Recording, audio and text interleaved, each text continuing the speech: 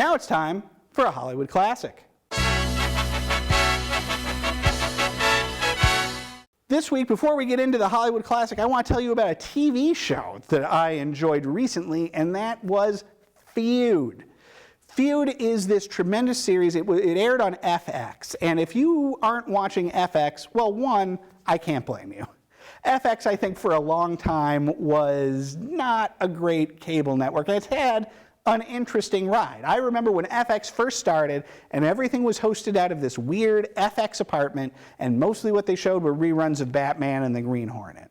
And FX has sort of taken a long journey through being a semi-trashy cable channel to now, oddly enough, being like the home for prestige entertainment, recasting itself as, I would say, an even better version of AMC in making really great hour dramas as well as some terrific comedies. But we're not talking about those today. We're talking about Feud, which was all about the feud between Bette Davis and Joan Crawford through the production of movies like Whatever Happened to Baby Jane.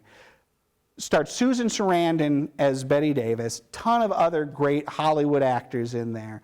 A really great series, really engrossing, and if you haven't seen it, I recommend it profusely. And watching that show certainly awoke in me an interest in Bette Davis as an actual person and an actress whose work, to be honest with you, I have never really delved into. I've seen the camp classics of her later careers, your Baby Janes, your Hush Hush Sweet Charlottes, but I've never really gone back to Bette in her prime, which brings me at last to All About Eve, wherein Bette Davis plays a Broadway actress who suddenly picks up a hanger-on assistant who slowly and methodically begins to eclipse and replace her. The movie is about a lot of things. It's about envy and jealousy. It's about the world of Broadway, and I think through it, the world of Hollywood and film. And it's a movie about what happens to actresses as they grow older, that they are not like actors and that they're allowed to grow into these, gray-haired, wise parts, but that they tend to get discarded. And this movie takes all of that and really runs with it. Bette Davis absolutely owns her role and the movie. This is the Bette Davis movie, and everything I think and that probably you think about Bette Davis really seems like it comes from here. And she's not alone. The entire cast is killing it.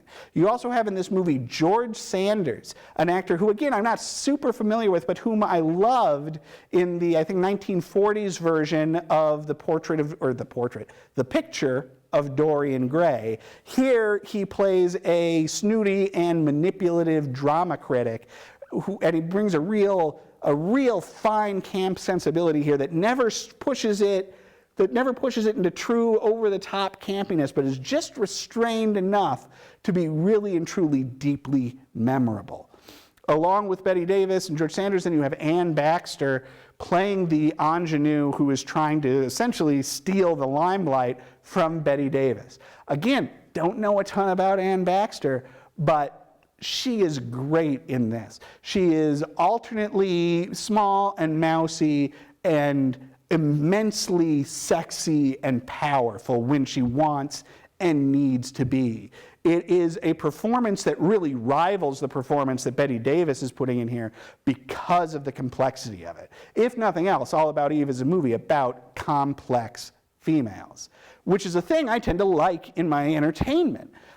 Unfortunately, I gotta be honest with you, All About Eve fell a little bit short for me for all of its charms. From all of its Bette and its Baxter and a terrific early turn from Marilyn Monroe, who is already taking the mickey out of her own screen persona. The truth is that I felt that the movie was a little bit long in the tooth, and I felt that the direction was a little bit flat. It could have benefited, I think, from an editor's scissors and from a more stylish director. Still, and because of that, I felt a lot of times like I was watching a play, which isn't a bad thing, but it would have been nice had the movie been a bit more cinematic.